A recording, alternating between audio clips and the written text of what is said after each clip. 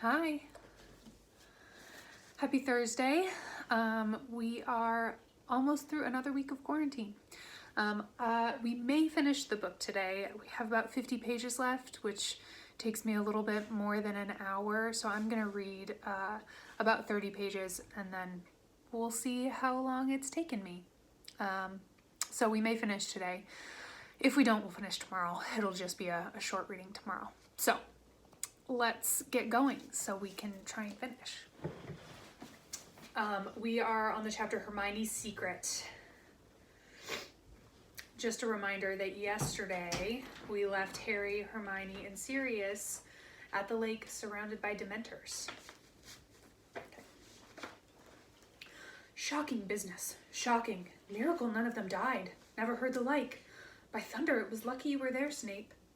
Thank you, Minister.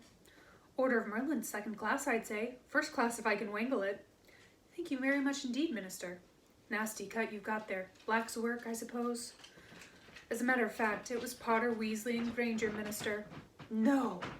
Black had bewitched them. I saw it immediately. A confundus charm to judge by their behavior. They seemed to think there was a possibility he was innocent. They weren't responsible for their actions. On the other hand, their interference might have permitted Black to escape. They obviously thought they were going to catch Black single-handed.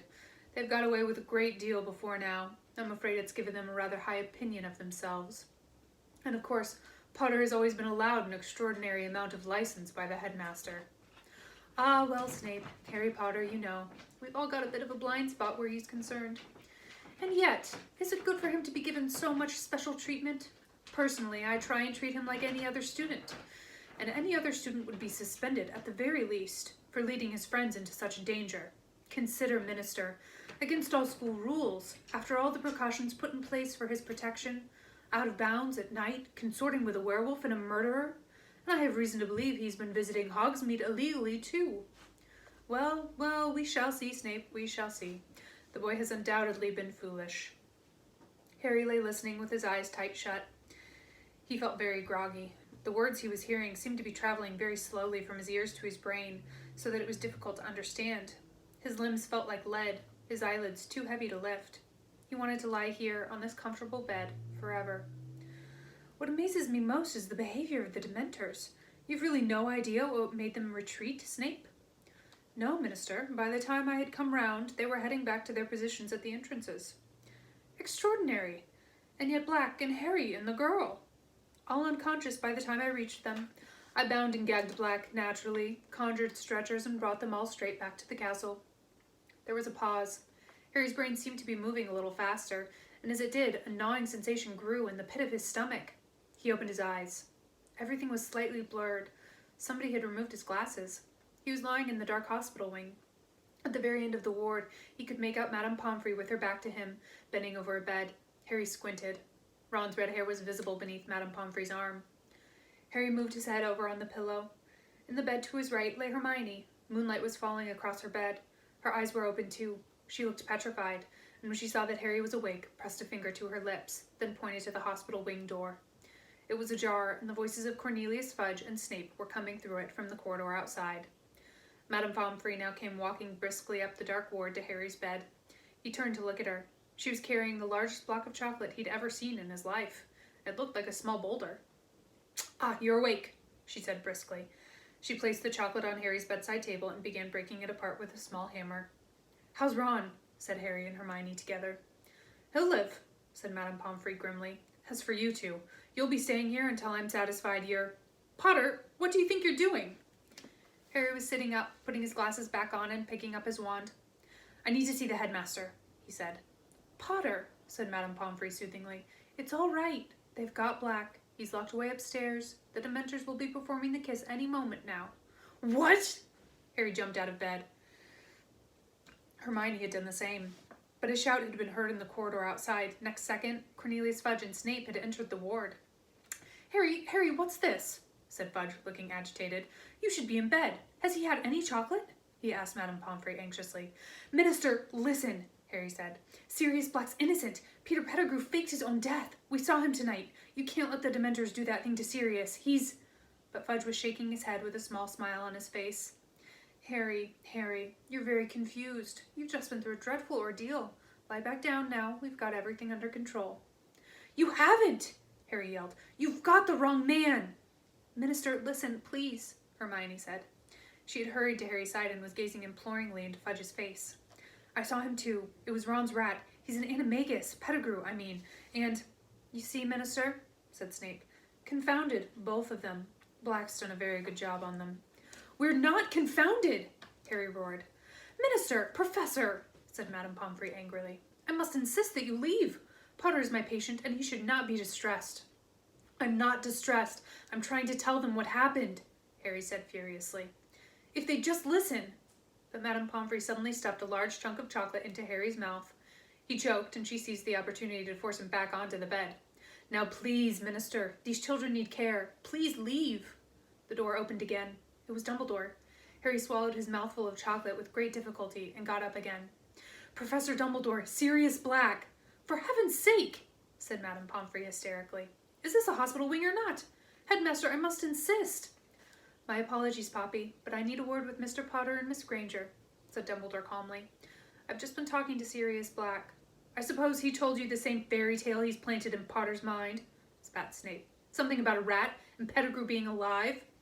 That, indeed, is Black's story, said Dumbledore, surveying Snape closely through his half-moon spectacles. And does my evidence count for nothing? Snarled Snape. Peter Pettigrew was not in the Shrieking Shack, nor did I see any sign of him on the grounds. That was because you were knocked out, Professor, said Hermione earnestly. You didn't arrive in time to hear. Miss Granger, hold your tongue. Now, Snape, said Fudge, startled. The young lady is disturbed in her mind. We must make allowances. I would like to speak to Harry and Hermione alone, said Dumbledore abruptly. Cornelius, Severus, Poppy, please leave us. Headmaster, sputtered Madame Pomfrey. They need treatment. They cannot rest. They need rest. This cannot wait, said Dumbledore. I must insist. Madame Pomfrey pursed her lips and strode away into her office at the end of the ward, slamming the door behind her. Fudge consulted the large gold pocket watch dangling from his waistcoat. The Dementors should have arrived by now, he said. I'll go and meet them. Dumbledore, I'll see you upstairs. He crossed to the door and held it open for Snape, but Snape hadn't moved. You surely don't believe a word of Black's story, Snape whispered, his eyes fixed on Dumbledore's face. I wish to speak to Harry and Hermione alone, Dumbledore repeated. Snape took a step toward Dumbledore. Sirius Black showed he was capable of murder at the age of 16, he breathed. You haven't forgotten that, Headmaster? You haven't forgotten that he once tried to kill me? My memory is as good as it ever was, Severus, said Dumbledore quietly. Snape turned on his heel and marched through the door Fudge was still holding. It closed behind them, and Dumbledore turned to Harry and Hermione. They both burst into speech at the same time. Professor, Black's telling the truth. We saw Pettigrew. He escaped when Professor Lupin turned into a werewolf. He's a rat. Pettigrew's front paw, finger, he cut it off. Pettigrew attacked Ron. It wasn't serious. But Dumbledore held up his hand to stem the flow of explanations. It is your turn to listen, and I beg you will not interrupt me, because there is very little time, he said quietly. There is not a shred of proof to support Black's story except your word, and the word of two 13-year-old wizards will not convince anybody. A street full of witnesses swore they saw Sirius murder Pettigrew. I myself gave evidence to the ministry that Sirius had been the Potter's secret keeper. Professor Lupin can tell you, Harry said, unable to stop himself. Professor Lupin is currently deep in the forest, unable to tell anyone anything. By the time he is human again, it will be too late. Sirius will be worse than dead. I might add that werewolves are so mistrusted by most of our kind that his support will count for very little. And the fact that he and Sirius are old friends. But listen to me, Harry. It is too late. You understand me? You must see that Professor Snape's version of events is far more convincing than yours. He hates Sirius, Hermione said desperately. All because of some stupid trick Sirius played on him. Sirius has not acted like an innocent man. The attack on the fat lady, entering Gryffindor Tower with a knife.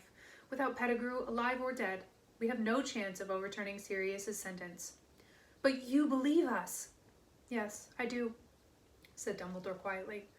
But I have no power to make other men see the truth, or to overrule the Minister of Magic. Harry stared up into the grave face and felt as though the ground beneath him were falling sharply away. He had grown used to the idea that Dumbledore could solve anything. He'd expected Dumbledore to pull some amazing solution out of the air. But no, their last hope was gone. What we need, said Dumbledore slowly, and his light blue eyes moved from Harry to Hermione, is more time. But, Hermione began, and then her eyes became very round. Oh! Now pay attention, said Dumbledore, speaking very low and very clearly. Sirius is locked in Professor Flitwick's office on the 7th floor. 13 window from the right of the West Tower. If all goes well, you will be able to save more than one innocent life tonight. But remember this, both of you. You must not be seen. Miss Granger, you know the law. You know what is at stake. You must not be seen. Harry didn't have a clue what was going on. Dumbledore had turned on his heel and looked back as he reached the door. I'm going to lock you in. It is, he consulted his watch, 5 minutes to midnight. Miss Granger, 3 turns should do it. Good luck. Good luck, Harry repeated as the door closed behind Dumbledore. 3 turns? What is he talking about? What are we supposed to do? But Hermione was fumbling with the neck of her robes, pulling from beneath them a very long, very fine gold chain. Harry, come here, she said urgently. Quick! Harry moved toward her, completely bewildered. She was holding the chain out. He saw a tiny, sparkling hourglass hanging from it. Here. She'd thrown the chain around his neck, too. Ready? She said breathlessly. What are we doing? Harry said, completely lost. Hermione turned the hourglass over 3 times. The dark ward dissolved. Harry had the sensation that he was flying very fast, backward. A blur of colors and shapes rushed past him. His ears were pounding. He tried to yell, but he couldn't hear his own voice. And then he felt solid ground beneath his feet, and everything came into focus again. He was standing next to Hermione in the deserted entrance hall, and a stream of golden sunlight was falling across the paved floor from the open front doors. He looked wildly around at Hermione, the chain of the hourglass cutting into his neck. Hermione! What? In here! Hermione seized Harry's arm and dragged him across the hall to the door of a broom closet. She opened it, pushed him inside among the buckets and mops, then slammed the door behind them. What? How? Hermione, what happened? We've gone back in time, Hermione whispered, lifting the chain off Harry's neck in the darkness.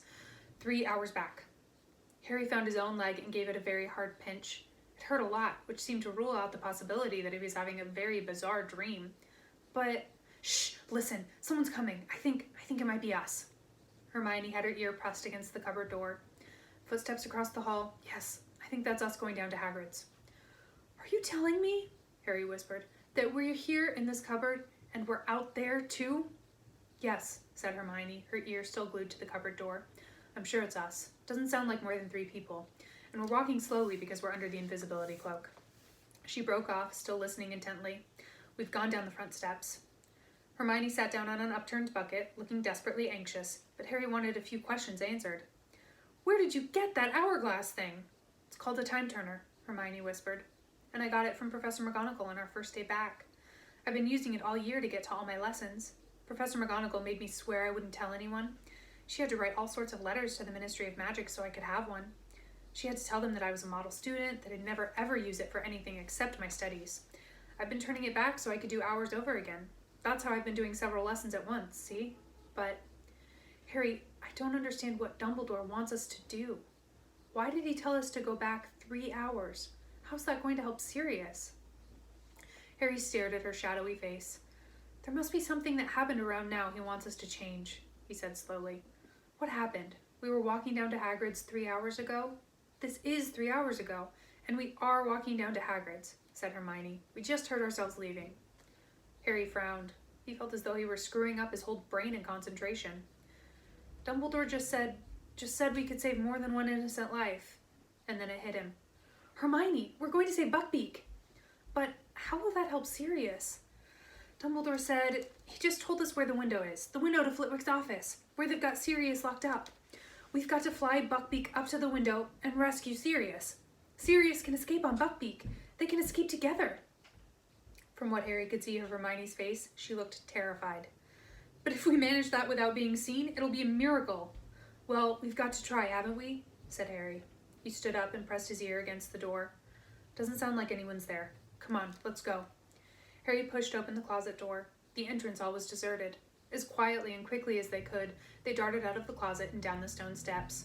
The shadows were already lengthening, the tops of the trees in the Forbidden Forest gilded once more with gold. If anyone's looking out of the window, Hermione squeaked, looking up at the castle behind them. We'll run for it, said Harry determinedly.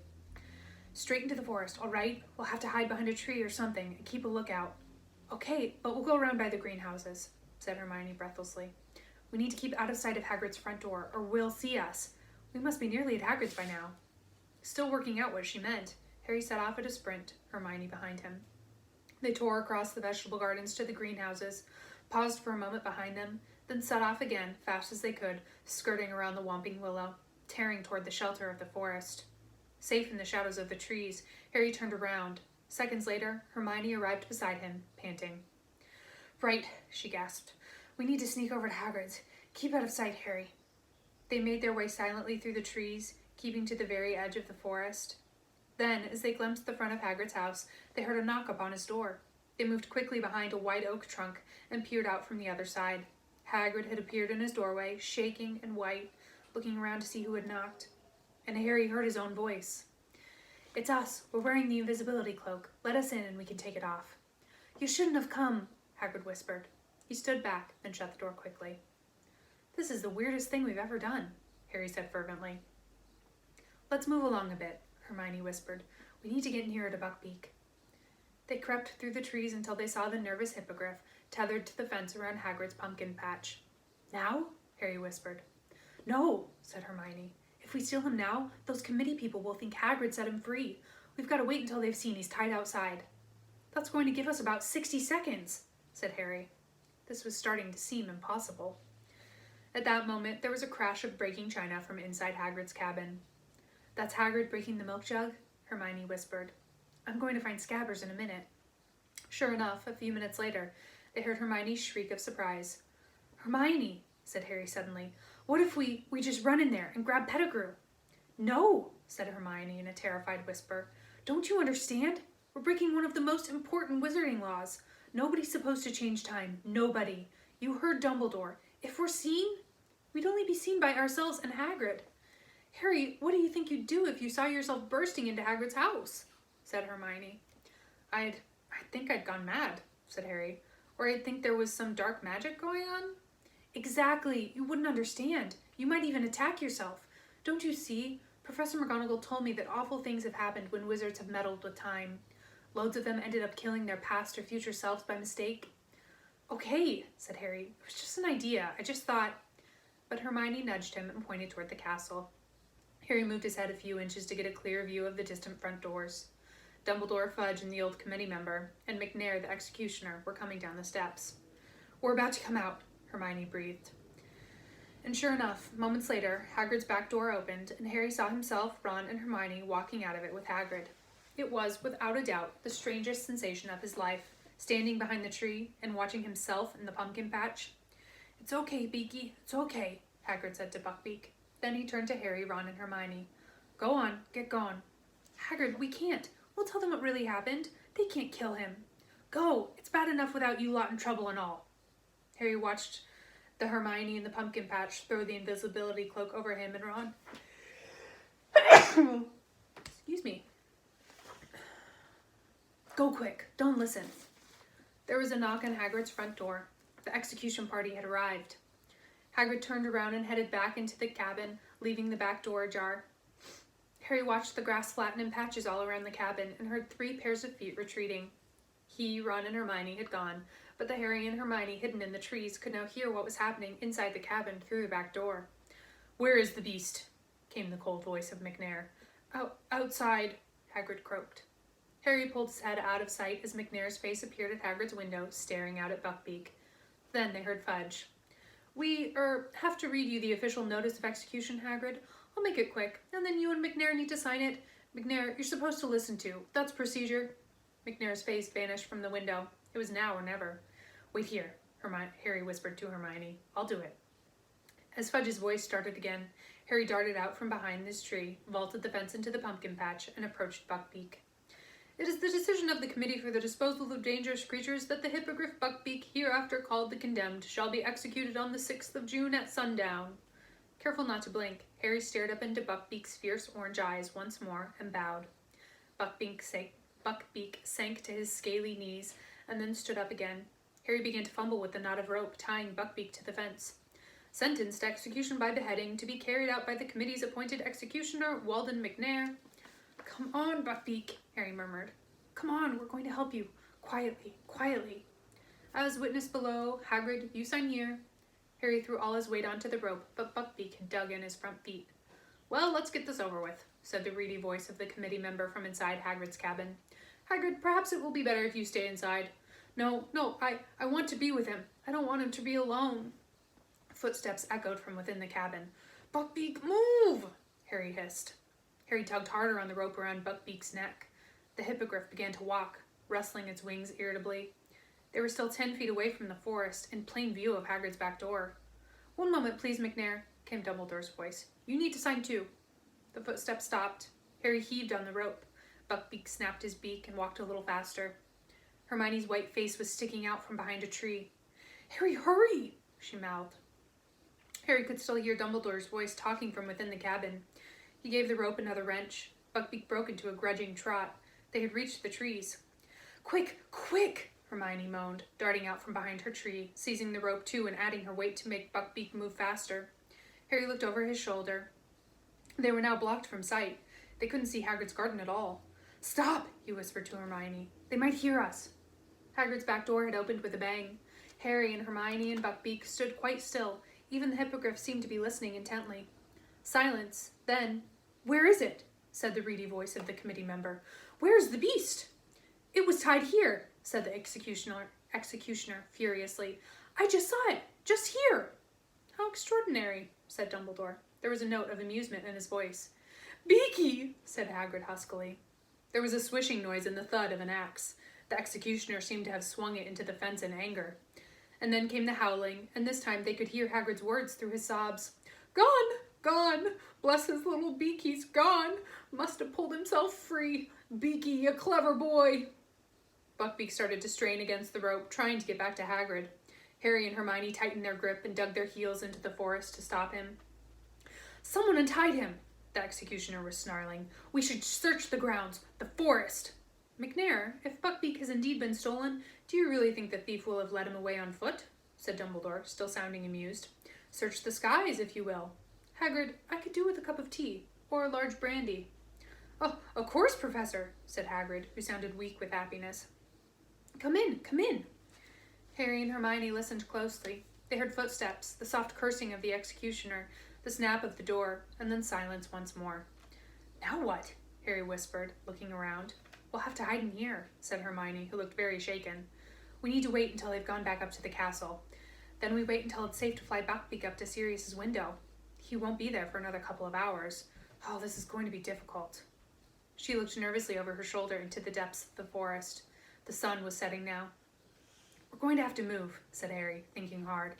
We've got to be able to see the Whomping Willow, or we won't know what's going on. Okay, said Hermione, getting a firmer grip on Buckbeak's rope. But we've got to keep out of sight. Harry, remember. They moved around the edge of the forest, darkness falling thickly around them, until they were hidden behind a clump of trees through which they could make out the willow. There's Ron, said Harry suddenly. A dark figure was sprinting across the lawn, and its shout echoed through the still night air. Get away from him! Get away! Scabbers, come here! And then they saw two more figures materialize out of nowhere. Harry watched himself and Hermione chasing after Ron. Then he saw Ron dive. Gotcha! Get off, you stinking cat! They're Sirius, said Harry. The great shape of a dog had bounded out from the roots of the willow. They saw him bowl Harry over, then seize Ron. Looks even worse from here, doesn't it? Said Harry, watching the dog pulling Ron into the roots. Ouch! Look, I just got walloped by the tree. So did you. This is weird. The Whomping Willow was creaking and lashing out with its lower branches. They could see themselves darting here and there, trying to reach the trunk, and then the tree froze. That was Crookshanks pressing the knot, said Hermione. And there we go, Harry muttered. We're in. The moment they disappeared, the tree began to move again. Seconds later, they heard footsteps quite close by. Dumbledore, McNair, and Fudge, and the old committee member were making their way up to the castle. Right after we'd gone down into the passage, said Hermione. If only Dumbledore had come with us. McNair and Fudge would have come too, said Harry bitterly. I bet you anything Fudge would have told McNair to murder Sirius on the spot. They watched the four men climb the castle steps and disappear from view. For a few minutes, the scene was deserted. Then, here comes Lupin, said Harry, as they saw another figure sprinting down the stone steps and hurrying toward the willow. Harry looked up at the sky. Clouds were obscuring the moon completely. They watched Lupin seize a broken branch from the ground and prod the knot in the trunk. The tree stopped fighting, and Lupin, too, disappeared into the gap in its roots. "If only he'd grabbed the cloak," said Harry. "It's just lying there." He turned to Hermione. "If I just dashed out now and grabbed it, Snape'd never be able to get it, and, Harry, we mustn't be seen." "How can you stand this?" he asked Hermione fiercely. "Just standing here and watching it happen." He hesitated. "I'm going to grab the cloak." "Harry, no!" Hermione seized the back of Harry's robes, not a moment too soon. Just then they heard a burst of song. It was Hagrid, making his way up to the castle, singing at the top of his voice and weaving slightly as he walked. A large bottle was swinging from his hands. "See," Hermione whispered. "See what would have happened? We've got to keep out of sight. No, Buckbeak!" The hippogriff was making frantic attempts to get to Hagrid again.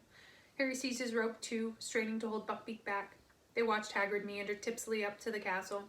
He was gone. Buckbeak stopped fighting to get away. His head drooped sadly. Barely 2 minutes later, the castle doors flew open yet again, and Snape came charging out of them, running toward the willow.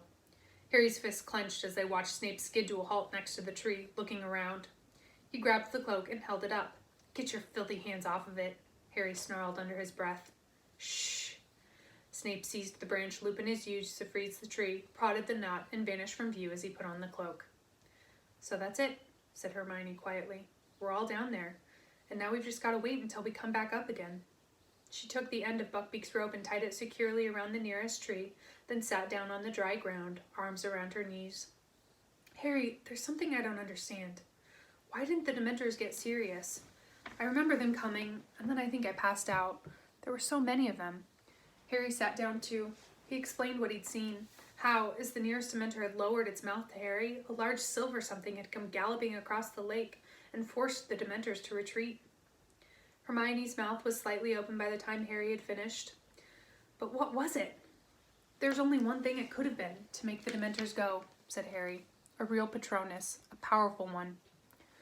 "But who conjured it?" Harry didn't say anything. He was thinking back to the person he'd seen on the other bank of the lake.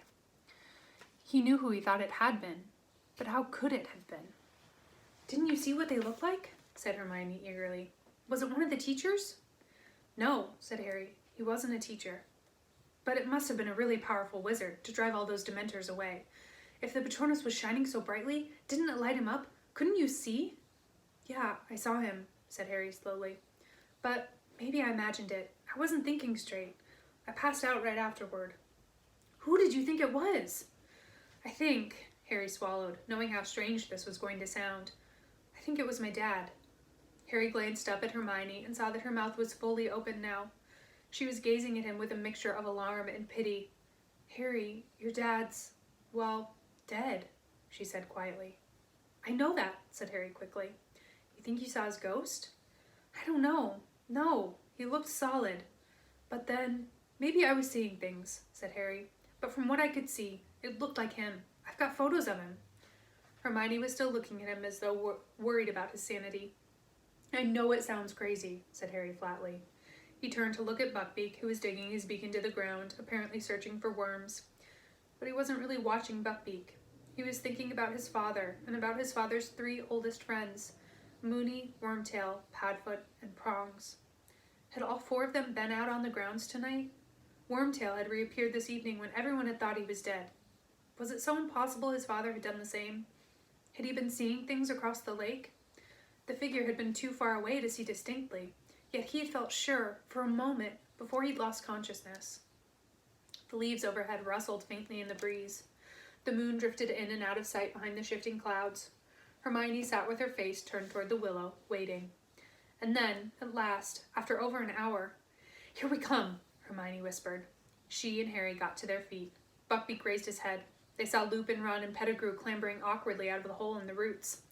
Then came Hermione, then the unconscious Snape drifting weirdly upward. Next came Harry and Black. They all began to walk toward the castle. Harry's heart was starting to beat very fast. He glanced up at the sky. Any moment now, that cloud was going to move aside and show the moon. "Harry," Hermione muttered, as though she knew exactly what he was thinking.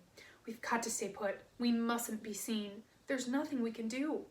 So we're just going to let Pettigrew escape all over again," said Harry quietly. "How do you expect to find a rat in the dark?" snapped Hermione. "There's nothing we can do. We came back to help Sirius. We're not supposed to be doing anything else. All right. The moon slid out from behind its cloud. They saw the tiny figures across the ground stop. Then they saw movement. There goes Lupin, Hermione whispered. He's transforming. Hermione, said Harry suddenly, we've got to move. We mustn't. I keep telling you. Not to interfere. Lupin's going to run into the forest right at us, Hermione gasped.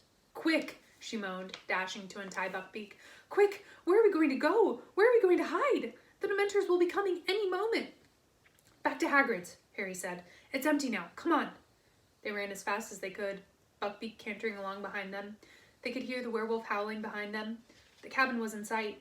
Harry skidded to the door, wrenched it open, and Hermione and Buckbeak flashed past him. Harry threw himself in after them and bolted the door. Fang the boarhound barked loudly. Shh, Fang, it's us, said Hermione, hurrying over and scratching his ears to quiet him. That was really close, she said to Harry. Yeah. Harry was looking out of the window. It was much harder to see what was going on from here. Buckbeak seemed very happy to find himself back inside Hagrid's house. He lay down in front of the fire, folded his wings contentedly, and seemed ready for a good nap. I think I'd better go outside again, said Harry slowly.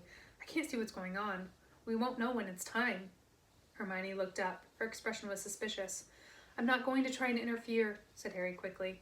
But if we don't see what's going on, how are we going to know when it's time to rescue Sirius? Well, okay then. I'll wait here with Buckbeak.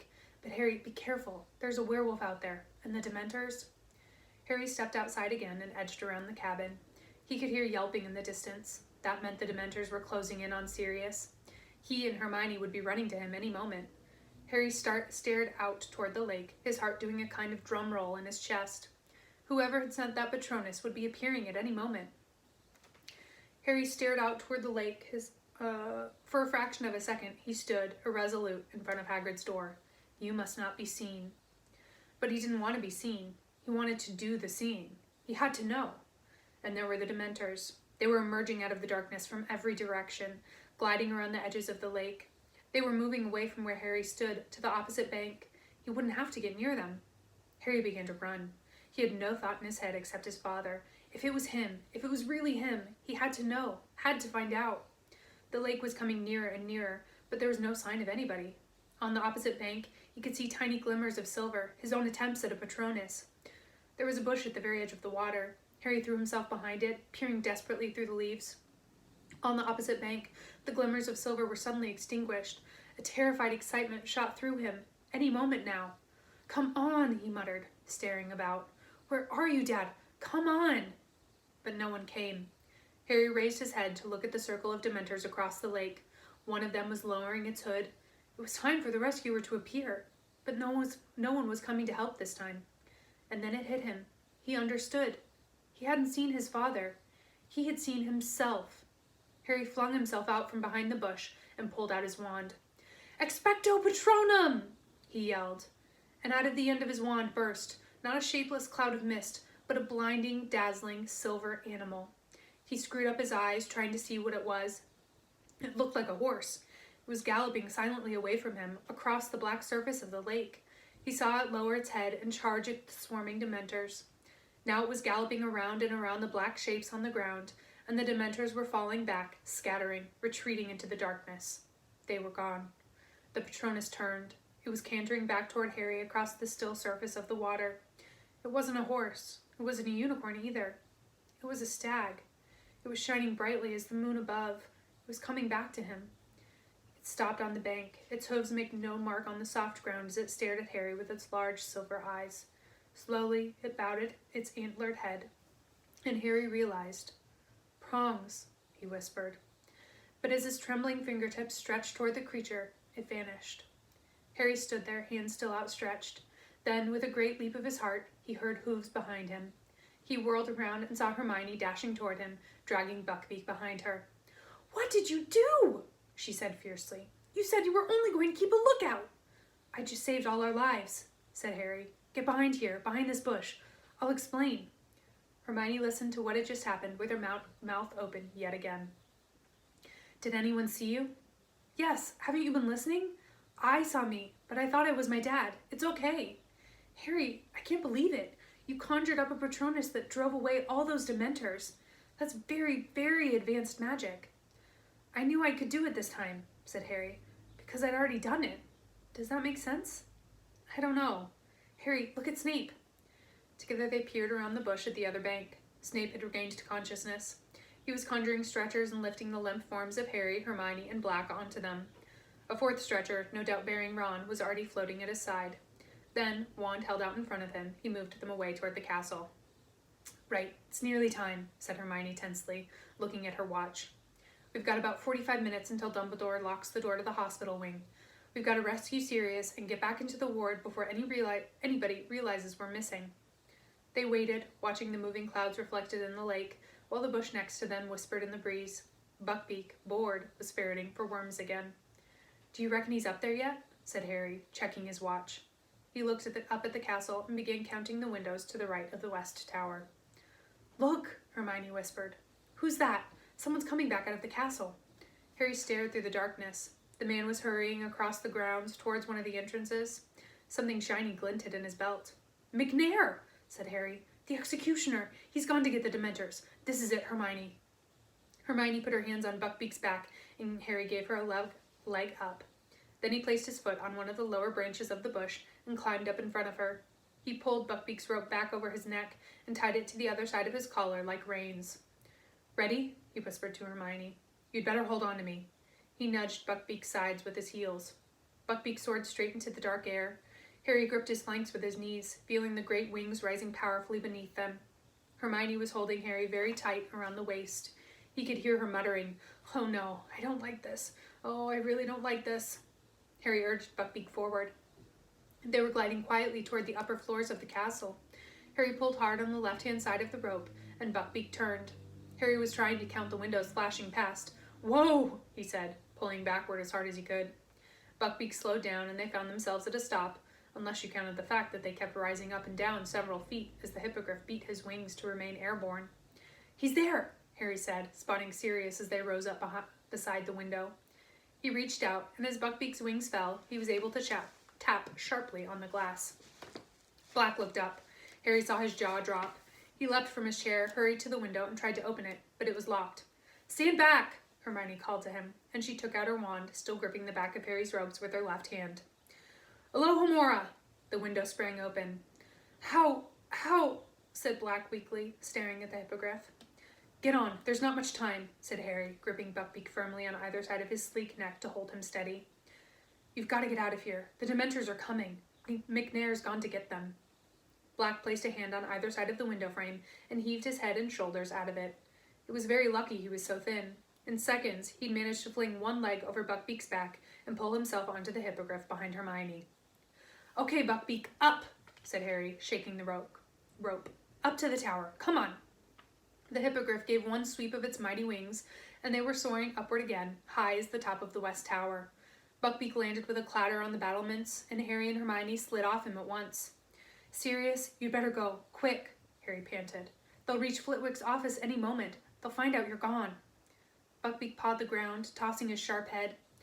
What happened to the other boy, Ron? Croaked Sirius. He's going to be okay. He's still out of it, but Madame Pomfrey says she'll be able to make him better. Quick, go. But Black was still staring down at Harry. How can I ever think? Go! Harry and Hermione shouted together. Black wheeled Buckbeak around, facing the open sky.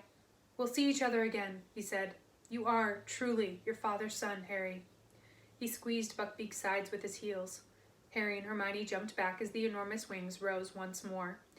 The hippogriff took off into the air. He and his rider became smaller and smaller as Harry gazed after them. Then a cloud drifted across the moon. They were gone.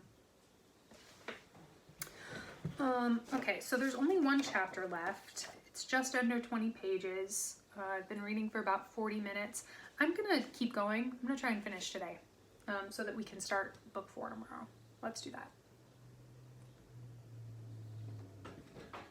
Okay, chapter 22, Owl Post again. Harry!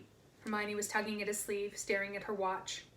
We've got exactly 10 minutes to get back down to the hospital wing without anybody seeing us, before Dumbledore locks the door. Okay, said Harry, wrenching his gaze from the sky. Let's go. They slipped through the doorway behind them and down a tightly spiraling stone staircase. As they reached the bottom of it, they heard voices. They flattened themselves against the wall and listened. It sounded like Fudge and Snape. They were walking quickly along the corridor at the foot of the staircase. "Only hope Dumbledore's not going to make difficulties," Snape was saying. "The kiss will be performed immediately, as soon as McNair returns with the Dementors.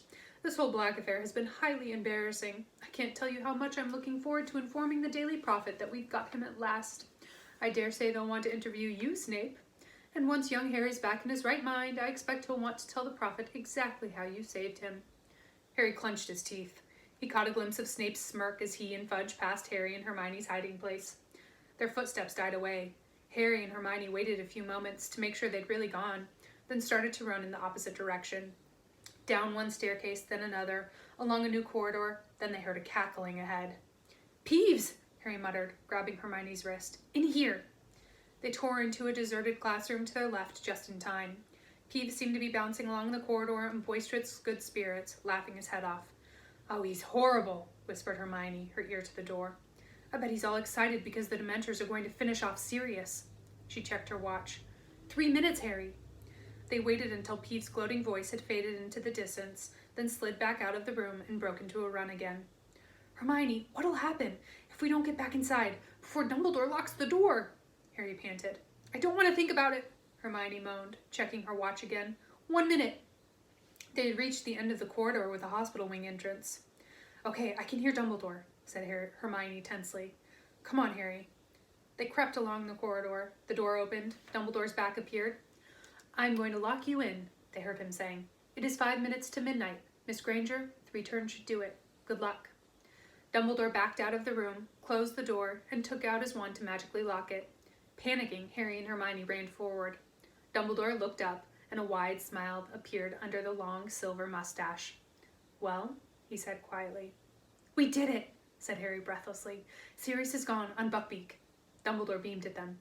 "Well done. I think—" He listened intently for any sound within the hospital wing.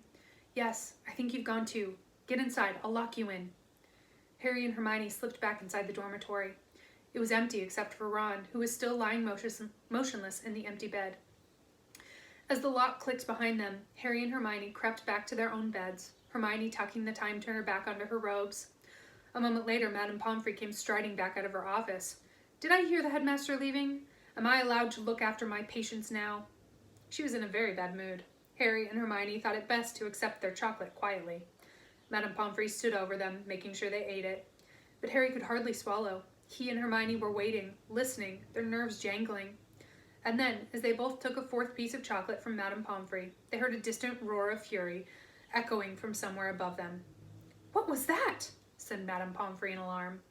Now they could hear angry voices, growing louder and louder. Madame Pomfrey was staring at the door. "Really? They'll wake everybody up! What do they think they're doing?" Harry was trying to hear what the voices were saying. They were drawing nearer. "He must have disapparated Severus. We should have left somebody in the room with him. When this gets out—" "He didn't disapparate!" Snape roared, now very close at hand. "You can't apparate or disapparate inside this castle. This has something to do with Potter!" "Severus, be reasonable. Harry's been locked up." Bam! The door of the hospital wing burst open. Fudge, Snape, and Dumbledore came striding into the ward. Dumbledore alone looked calm. Indeed, he looked as though he was quite enjoying himself. Fudge appeared angry, but Snape was beside himself. "Out with it, Potter!" he bellowed. "What did you do?" "Professor Snape!" shrieked Madame Pomfrey. "Control yourself!" "See here, Snape, be reasonable," said Fudge. "This door's been locked. We just saw—" "They helped him escape, I know it!" Snape howled, pointing at Harry and Hermione. His face was twisted. Spit was flying from his mouth. "Calm down, man," Fudge barked. "You're talking nonsense." "You don't know Potter," shrieked Snape. "He did it! I know he did it!" "That will do, Severus," said Dumbledore quietly. "Think about what you're saying. This door has been locked since I left the ward 10 minutes ago. Madame Pomfrey, have these students left their beds?" "Of course not," said Madame Pomfrey, bristling. "I would have hurt them." "Well, there you have it, Severus," said Dumbledore calmly. "Unless you are suggesting that Harry and Hermione are able to be in 2 places at once, I'm afraid I don't see any point in troubling them further." Snape stood there, seething, staring from Fudge, who looked thoroughly shocked at his behavior, to Dumbledore, whose eyes were twinkling behind his glasses. Snape whirled about, robes swishing behind him, and stormed out of the ward. "Fellow seems quite unbalanced," said Fudge, staring after him. I'd watch out for him if I were you, Dumbledore. Oh, he's not unbalanced, said Dumbledore quietly. He's just suffered a severe disappointment. He's not the only one, puffed Fudge. The Daily Prophet's going to have a field day. We had Black cornered, and he slipped through our fingers yet again. All it needs now is for the story of that hippogriff's escape to get out, and I'll be a laughingstock.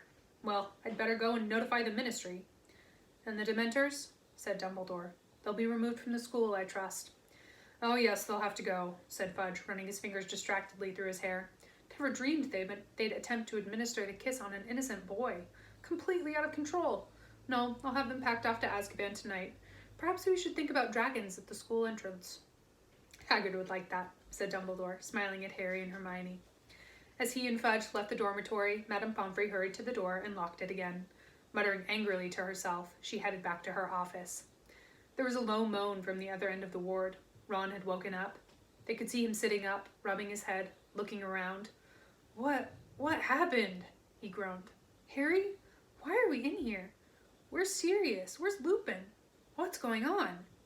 Harry and Hermione looked at each other. You explain, said Harry, helping himself to more chocolate. When Harry, Ron, and Hermione left the hospital wing at noon the next day, it was to find an almost deserted castle. The sweltering heat and the end of the exams meant that everyone was taking full advantage of another Hogsmeade visit. Neither Ron nor Hermione felt like going, however, so they and Harry wandered onto the grounds, still talking about the extraordinary events of the previous night, and wondering where Sirius and Buckbeak were now. Sitting near the lake, watching the giant squid waving its tentacles lazily above the water, Harry lost the thread of the conversation as he looked across to the opposite bank. The stag had galloped toward him from there, just last night. A shadow fell across them, and they looked up to see a very bleary-eyed Hagrid, mopping his sweaty face with one of his tablecloth-sized handkerchiefs and beaming down at them. No, I shouldn't feel happy after what happened last night, he said. I mean, Black escaping again and everything. But guess what? What? They said, pretending to look curious. Beaky! He escaped! He's free! Been celebrating all night.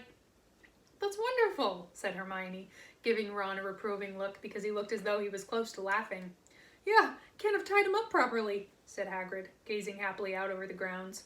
I was worried this morning, mind. Thought he might have met Professor Lupin on the grounds, but Lupin said he never ate anything last night.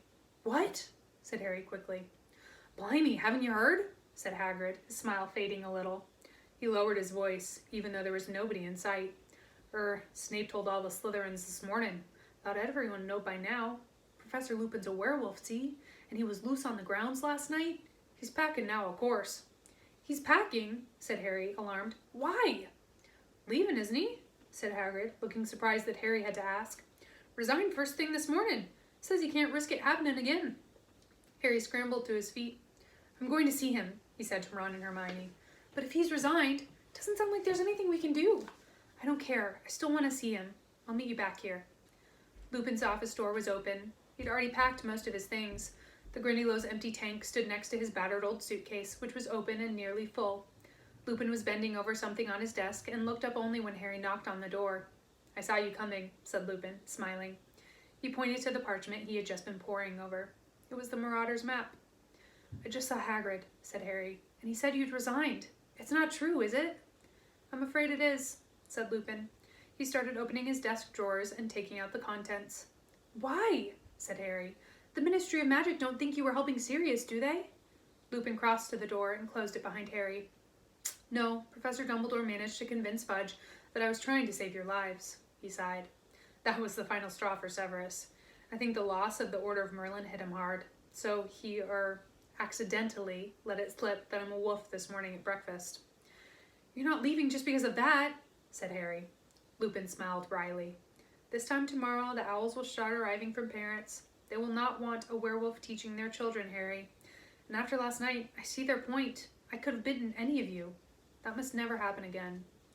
You're the best defense against the dark arts teacher we've ever had, said Harry. Don't go. Lupin shook his head and didn't speak. He carried on emptying his drawers. Then, while Harry was trying to think of a good argument to make him stay, Lupin said, From what the headmaster told me this morning, you saved a lot of lives last night, Harry. If I'm proud of anything I've done this year, it's how much you've learned. Tell me about your Patronus. How do you know about that? Said Harry, distracted. What else could have driven the Dementors back? Harry told Lupin what had happened. When he finished, Lupin was smiling again. Yeah, your father was always a stag when he transformed, he said. You guessed it right. That's why we called him Prongs. Lupin threw his last few books into his case, closed the desk drawers, and turned to look at Harry. Here, I brought this back from the Shrieking Shack last night, he said, handing Harry back the invisibility cloak. And he hesitated, then held out the Marauder's map too. I'm no longer your teacher, so I don't feel guilty about giving you back this as well. It's no use to me, and I dare say you, Ron, and Hermione will find uses for it. Harry took the map and grinned. You told me Moony, Wormtail, Padfoot, and Prongs would have wanted to lure me out of school. You said they'd have thought it was funny. And so we would have, said Lupin, now reaching down to close his case. I have no hesitation in saying that James would have been highly disappointed if his son had never found any of the secret passages out of the castle. There was a knock on the door. Harry hastily stuffed the Marauder's map and the invisibility cloak into his pocket. It was Professor Dumbledore. He didn't look surprised to see Harry there. Your carriage is at the gates, Remus, he said. Thank you, Headmaster. Lupin picked up his old suitcase and the empty Grindylow tank. Well, goodbye, Harry, he said, smiling. It's been a real pleasure teaching you. I feel sure we'll meet again sometime. Headmaster, there's no need for you to see me to the gates. I can manage. Harry had the impression that Lupin wanted to leave as quickly as possible. Goodbye then, Remus, said Dumbledore soberly. Lupin shifted the Grindylow tank slightly so that he and Dumbledore could shake hands. Then, with a final nod to Harry and a swift smile, Lupin left the office. Harry sat down in his vacated chair, staring glumly at the floor. He heard the door close and looked up. Dumbledore was still there. Why so miserable, Harry? He said quietly. You should be very proud of yourself after last night. It didn't make any difference, said Harry bitterly. Pettigrew got away. It didn't make any difference, said Dumbledore quietly. It made all the difference in the world, Harry. You helped uncover the truth. You saved an innocent man from a terrible fate. Terrible. Something stirred in Harry's memory. Greater and more terrible than ever before. Professor Trelawney's prediction. Professor Dumbledore, yesterday when I was having my divination exam, Professor Trelawney went very, very strange. Indeed, said Dumbledore. Stranger than usual, you mean? Yeah, her voice went all deep and her eyes rolled and she said Voldemort's servant was going to set out to return to him before midnight. She said the servant would help him come back to power. Harry stared up at Dumbledore. And then she sort of became normal again and she couldn't remember anything she'd said. Was she making a real prediction? Dumbledore looked mildly impressed. You know, Harry, I think she might have been, he said thoughtfully. Who'd have thought it? That brings her total of real predictions up to 2. I should offer her a pay raise. But, Harry looked at him aghast. How could Dumbledore take this so calmly? But I stopped Sirius and Professor Lupin from killing Pettigrew. That makes it my fault if Voldemort comes back. It does not, said Dumbledore quietly. Hasn't your experience with the Time Turner taught you anything, Harry? The consequences of our actions are always so complicated, so diverse, that predicting the future is a very difficult business indeed. Professor Trelawney, bless her, is living proof of that. You did a very noble thing in saving Pettigrew's life. But if he helps Voldemort back to power, Pettigrew owes his life to you. You have sent Voldemort a deputy who is in your debt. When one wizard saves another wizard's life, it creates a certain bond between them. And I'm much mistaken if Voldemort wants his servant in the debt of Harry Potter. I don't want a connection with Pettigrew, said Harry. He betrayed my parents. This is magic at its deepest. It's most impenetrable, Harry. But trust me, the time may come when you will be very glad you saved Pettigrew's life. Harry couldn't imagine when that would be. Dumbledore looked as though he knew what Harry was thinking. I knew your father very well, both at Hogwarts and later, Harry, he said gently. He would have saved Pettigrew too. I am sure of it. Harry looked up at him. Dumbledore wouldn't laugh. He could tell Dumbledore. I thought it was my dad who'd conjured my Patronus. I mean, when I saw myself across the lake, I thought I was seeing him. An easy mistake to make, said Dumbledore softly. I expect you'll tire of hearing it, but you do look extraordinarily like James. Except for the eyes. You have your mother's eyes. Harry shook his head. It was stupid, thinking it was him, he muttered. I mean, I knew he was dead. You think the dead we loved ever truly leave us? You think that we don't recall them more clearly than ever in times of great trouble? Your father is alive in you, Harry, and shows himself most plainly when you have need of him. How else could you produce that particular Patronus? Prongs wrote again last night. It took a moment for Harry to realize what Dumbledore had said. Last night, Sirius told me all about how they became animagi, said Dumbledore, smiling. An extraordinary achievement, not least keeping it quiet from me. And then I remembered the most unusual form your Patronus took when it charged Mr. Malfoy down at your Quidditch match against Ravenclaw. You know, Harry, in a way, you did see your father last night. You found him inside yourself. And Dumbledore left the office, leaving Harry to his very confused thoughts.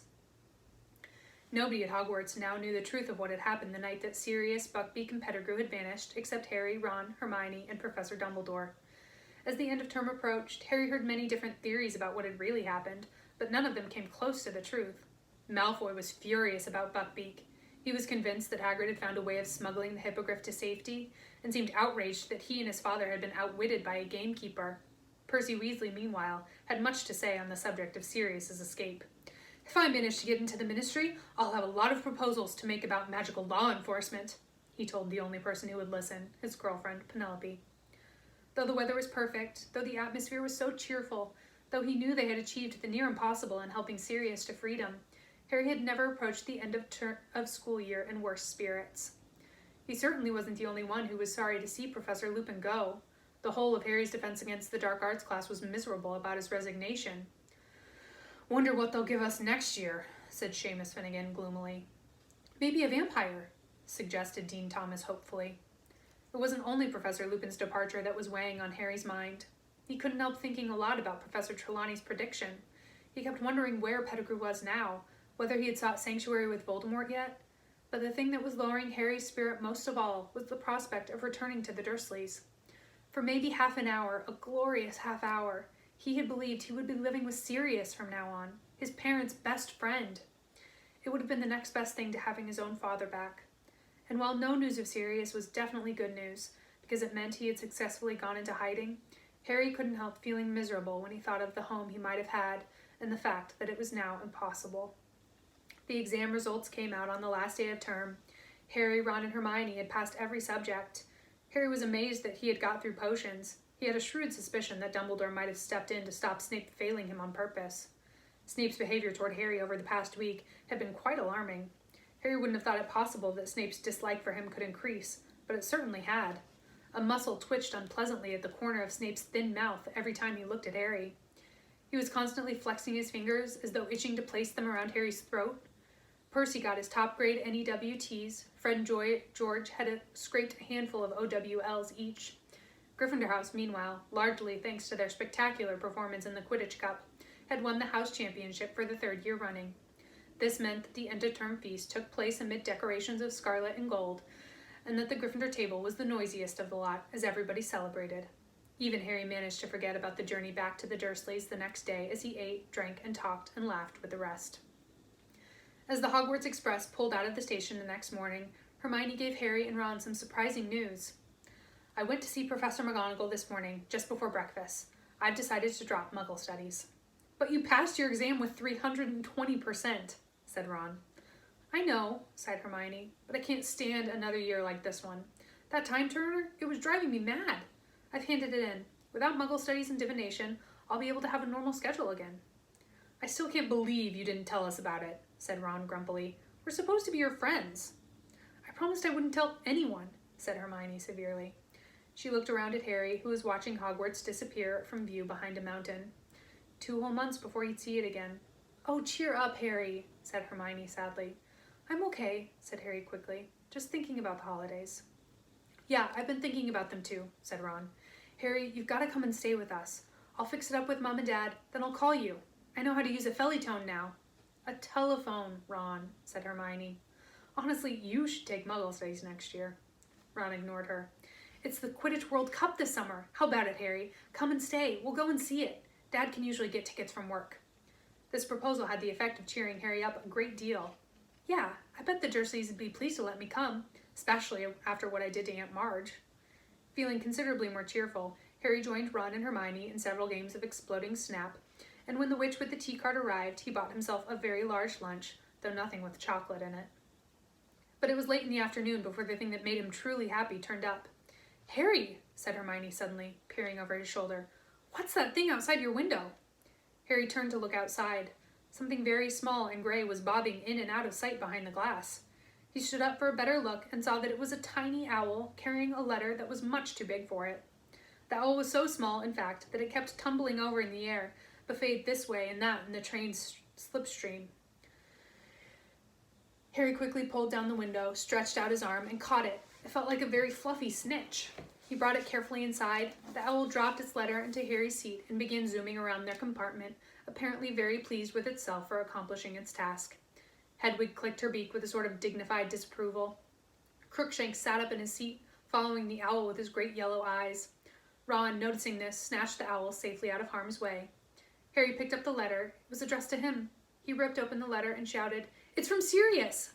"What?" said Ron and Hermione excitedly. "Read it aloud." "Dear Harry, I hope this finds you before you reach your aunt and uncle. I don't know whether they're used to owl post. Buckbeak and I are in hiding. I won't tell you where in case this owl falls into the wrong hands. I have some doubt about his reliability, but he's the best I could find, and he did seem eager for the job. I believe the Dementors are still searching for me, but they haven't a hope of finding me here. I'm planning to allow some muggles to glimpse me soon, a long way from Hogwarts, so that the security on the castle will be lifted. There's something I never got around to telling you during our brief meeting. It was I who sent you the firebolt."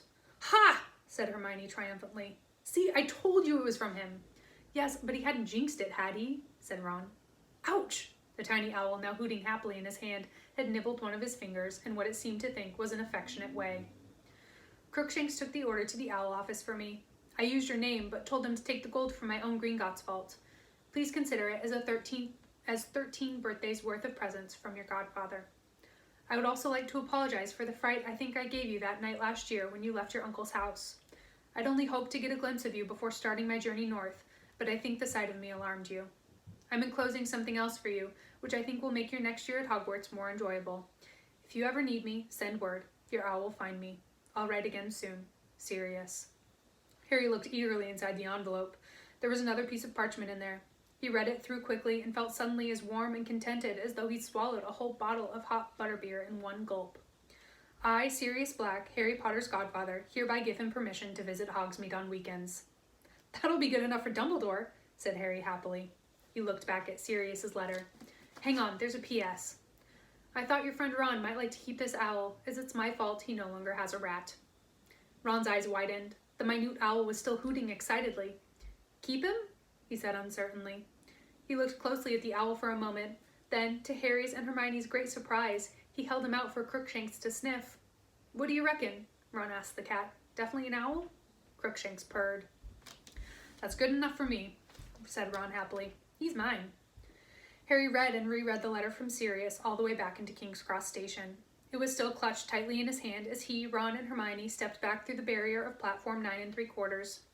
Harry spotted Uncle Vernon at once. He was standing a good distance from Mr. and Mrs. Weasley, eyeing them suspiciously, and when Mrs. Weasley hugged Harry in greeting, his worst suspicions about them seemed confirmed. "I'll call about the World Cup!" Ron yelled after Harry as Harry bid him and Hermione goodbye, then wheeled the trolley bearing his trunk and Hedwig's cage toward Uncle Vernon, who greeted him in usual fashion. "What's that?" he snarled, staring at the envelope Harry was still clutching in his hand. "If it's another form for me to sign, you've got another—" "It's not," said Harry cheerfully. "It's a letter from my godfather." "Godfather?" sputtered Uncle Vernon. "You haven't got a godfather." "Yes, I have," said Harry brightly. "He was my mom and dad's best friend. He's a convicted murderer, but he's broken out of wizard prison and he's on the run. He likes to keep in touch with me, though. Keep up with my news, check if I'm happy." And grinning broadly at the look of horror on Uncle Vernon's face, Harry set off toward the station exit, Hedwig rattling along in front of him, for what looked like a much better summer than the last. Thanks for reading along with me. That's Harry Potter and the Prisoner of Azkaban by JK Rowling. Come back tomorrow and we will start book 4, Harry Potter and the Goblet of Fire. Yay! Okay, have a great Thursday.